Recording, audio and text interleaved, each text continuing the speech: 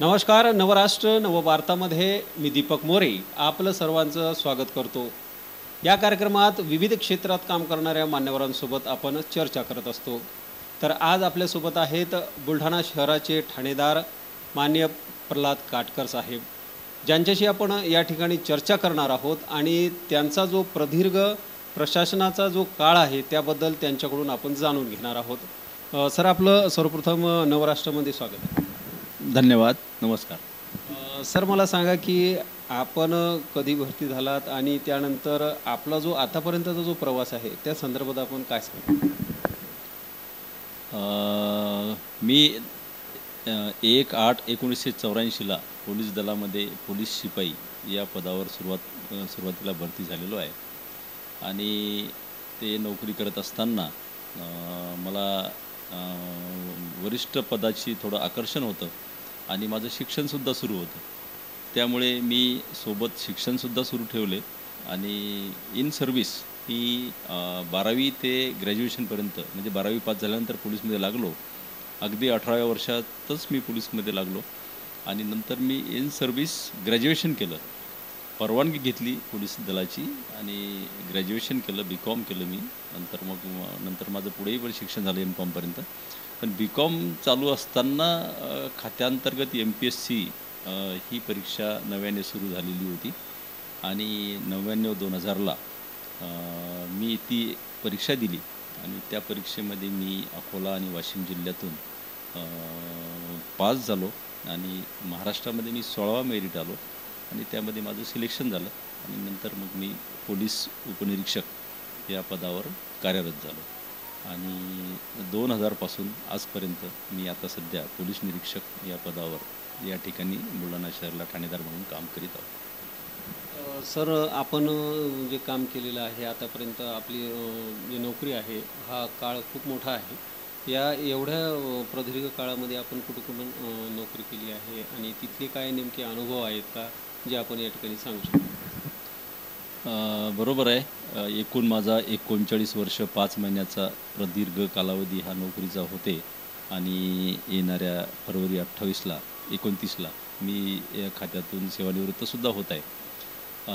या कालावधीमध्ये माझी जी सुरुवात आहे ती पूर्वीचा अकोला आणि वाशिम हे दोन्ही जिल्हे एकच होते. मी अकोला जिल्ह्यातून पोलीस दलामध्ये भरती झालो आणि नंतर सर्वात पहिले माझं अकोट पोलीस स्टेशनला पोस्टिंग झाली. त्या ठिकाणी मी 2 ते 3 वर्ष सेवा केली. नंतर जिल्ह्याचं डिवायडेशन झालं. त्या डिवायडेशनमध्ये मग मी वाशिम जिल्ह्याला पसंती दिली, कारण की माझं गाव त्यावेळी वाशिम म्हणजे मंगरुळपीर तालुक्यातच होतं. म्हणून मग मी वाशिम जिल्ह्याला पसंती दिली आणि माझी बदली मग वाशिम जिल्ह्यात झाली आणि त्या ठिकाणी मग मी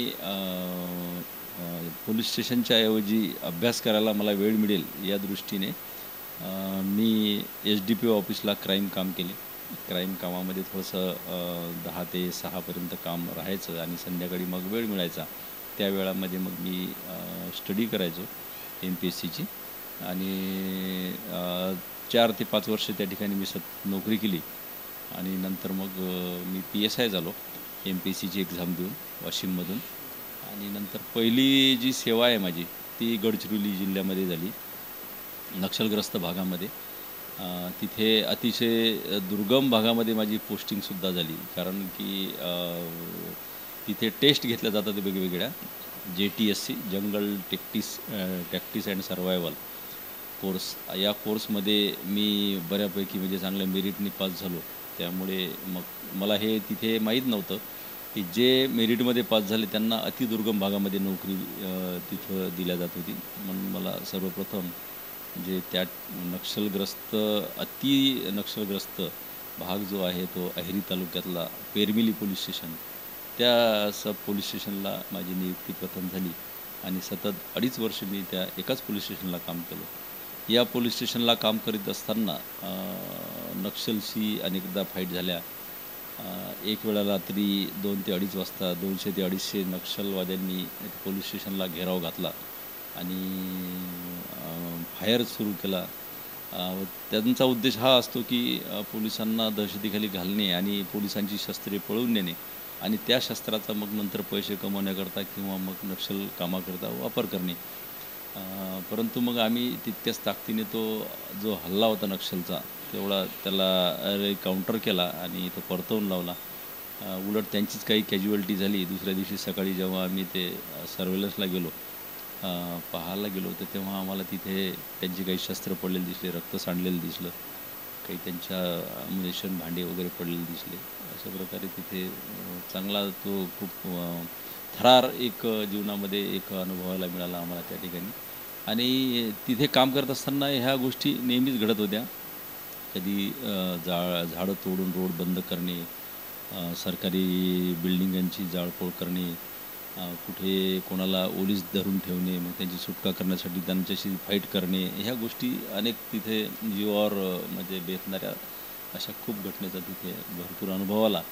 आणि त्यातून सुदैवाने एक चांगले आम्हाला ते प्रशिक्षण त्या ठिकाणी दिलं गेलं होतं प्रॅक्टिसचं, कशाप्रकारे त्या ठिकाणी त्यांच्याशी फाईट करायची, त्याचा पुरेपूर आम्ही त्या ठिकाणी उपयोग केला.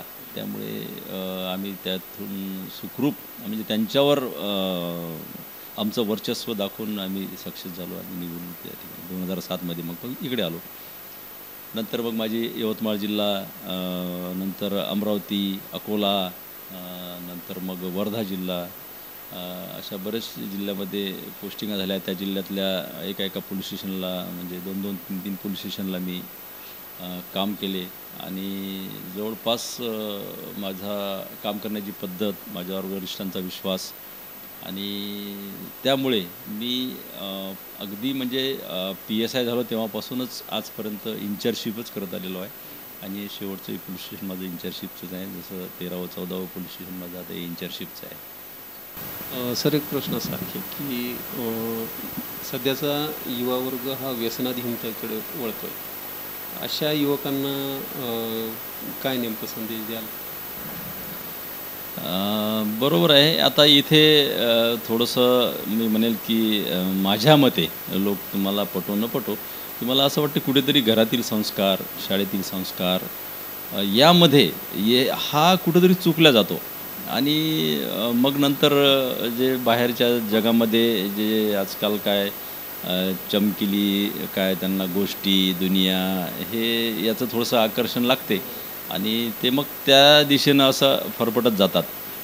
परंतु जर का आपल्या घरामध्ये आईवडिलांनी, सर्वप्रथम आईनी जर ह्या गोष्टी त्याच्या मनामध्ये सुरुवातपासून रुजवल्या, भरवल्या चांगल्या, आणि त्याला तसं जर त्याचं संगोपन होत गेलं, शाळेमध्ये नंतर मुलगा काय करतो, जातो कधी, येतो कधी, मित्र कोणते, स्टडी करतो की नाही, त्याचं तो होमवर्क दिलेला आहे ते कंप्लीट करतो की नाही, नंतर त्याचं काय आउटपुट आहे, प्रत्येक वर्षी काय काय प्रोग्रेस करतो, याच्यावर जर आईवडिलांनी आणि लक्ष दिलं, थोडं पालकांनी आणि किंवा मग शिक्षकांनी, तर मला नाही वाटत की कोणी अशा वाईट दिशेला जाईल म्हणून किंवा व्यसनाधीन होईल म्हणून.